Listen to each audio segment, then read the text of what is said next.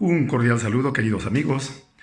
Soy Wilber Ayala, médico psiquiatra. Hablaremos ahora de el miedo al coronavirus. Vamos a empezar leyendo una historia de este libro que tengo en mis manos, que es La oración de la rana, de Anthony de Melo, un hombre de mucha vida espiritual e intelectual. Este libro es de 1988. La peste. La peste se dirigía a Damasco. Pasó velozmente junto a la tienda del jefe de una caravana en el desierto. ¿A dónde vas tan deprisa?, le preguntó el jefe. A Damasco. Pienso cobrarme unas 1000 vidas, dijo la peste. De regreso de Damasco, la peste pasó de nuevo junto a la caravana. Entonces le dijo el jefe: ya sé que te has cobrado 50.000 vidas. No las 1000 vidas que me habías dicho. No, le respondió la peste, yo solo me he cobrado 1000 vidas. El resto se las ha llevado el miedo. Vean, amigos, lo que puede hacer el miedo. Cierto, el miedo puede hacer más daño que la misma realidad a la que le tenemos miedo. El miedo es como un gran fantasma que nos puede abrumar, confundir y nos puede anular. El miedo al coronavirus, con seguridad, que es más grave que el mismo coronavirus.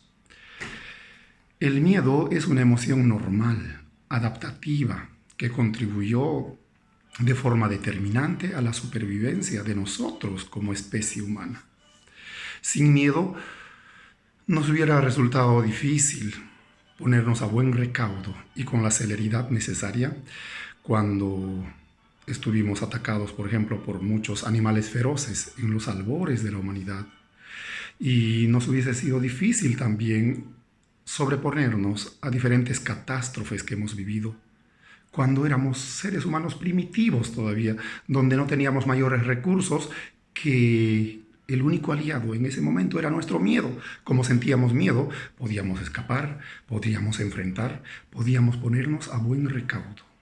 El miedo no es tan malo y es una emoción normal, una de las emociones básicas que está presente en todo ser humano. El miedo es una emoción obviamente desagradable, es causa de sufrimiento, pero al mismo tiempo es necesaria, incluso es saludable, adaptativa, puesto que nos permite sobrevivir como especie y también como individuos a nivel individual.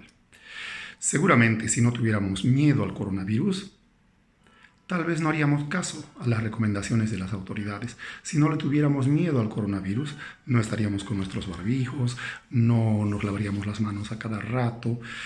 Si no le tendríamos miedo al coronavirus, rápidamente nos expondríamos a la pandemia y seguramente muchos seríamos víctimas de sus fauces feroces. El miedo es muy contagioso. El miedo se viraliza más que el mismo virus. El miedo, como toda emoción, es muy contagiosa. Sepan que las emociones se contagian a más distancia que el coronavirus. Sabemos que el coronavirus se contagia a 1,80 metros y hay que guardar distancia física, por lo menos de 2 metros. Pero el miedo se contagia no a 2 metros, sino a 5, a 10, hasta a 100 metros o a lo que nuestra vista puede alcanzar. El miedo se contagia no solo incluso a 100 metros, sino a kilómetros, miles de kilómetros, a través de las pantallas, a través de la televisión, a través de las redes sociales. Entonces, el miedo es algo que nos puede sobrecoger a todos de forma masiva y si es intenso, puede ser un miedo patológico que nos puede mermar en nuestras condiciones para responder adecuadamente y de forma adaptativa a esta situación de gran demanda, de gran estrés, de gran tensión, de gran crisis que significa esta pandemia. Repito, el miedo entonces es más contagioso que el coronavirus. Causa más sufrimiento que el mismo coronavirus. Si alguien duda de eso, voy a poner un ejemplo muy simple que todo el mundo sabe.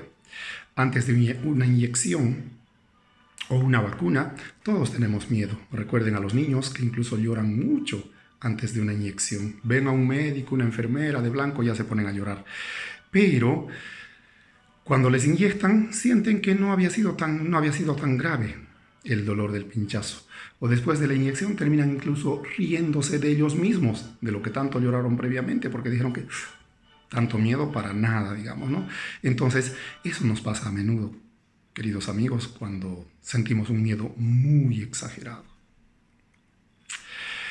No es recomendable que nos contagiemos de miedo.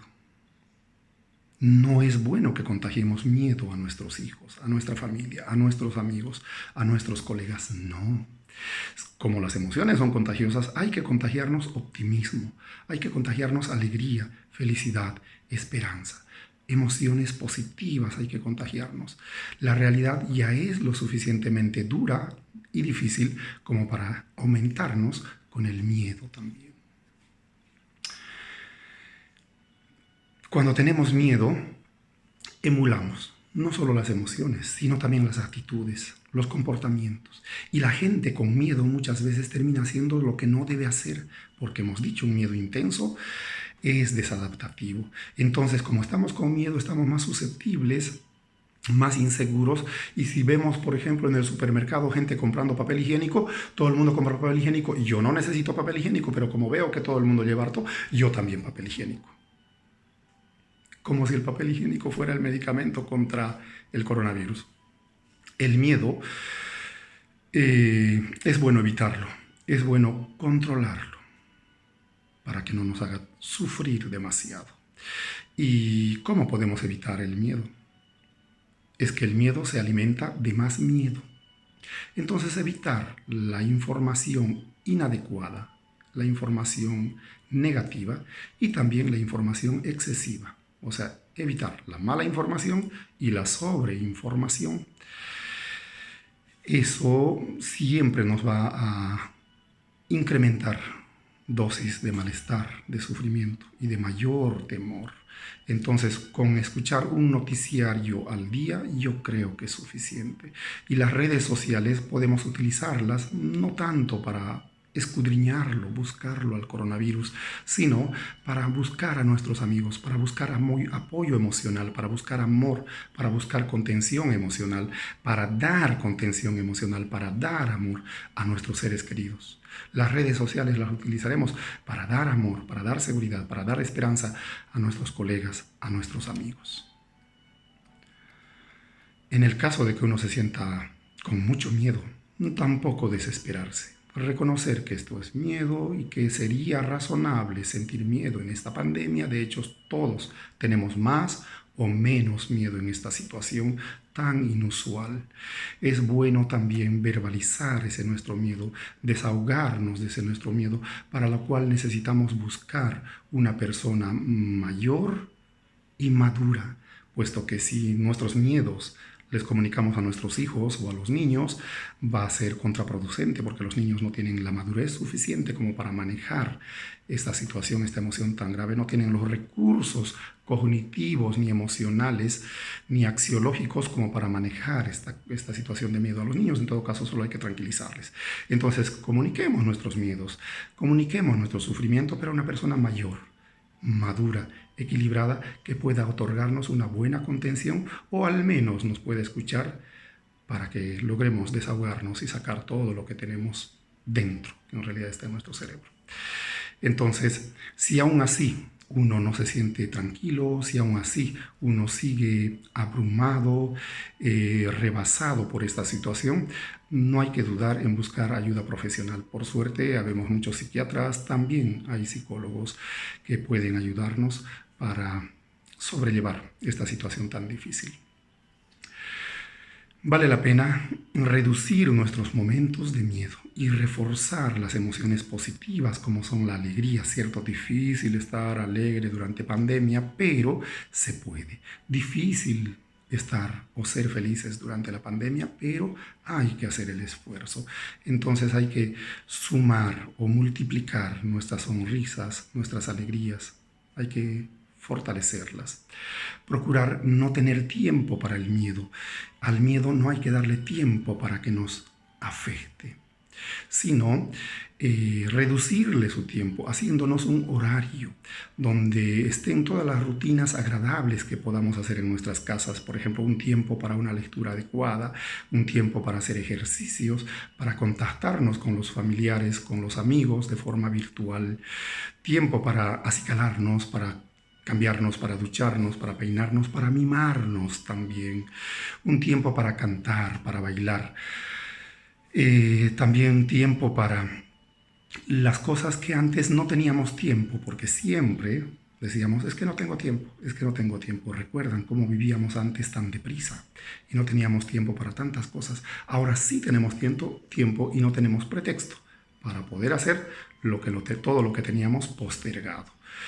Entonces, vale la pena también darse unos minutos del día para tener una vida espiritual, para contactarnos con nuestro Ser Supremo, puesto que de Él viene la fortaleza, de Él viene la esperanza, de Él viene la fe de que todo va a pasar, de Él viene, por supuesto, el amor y la alegría.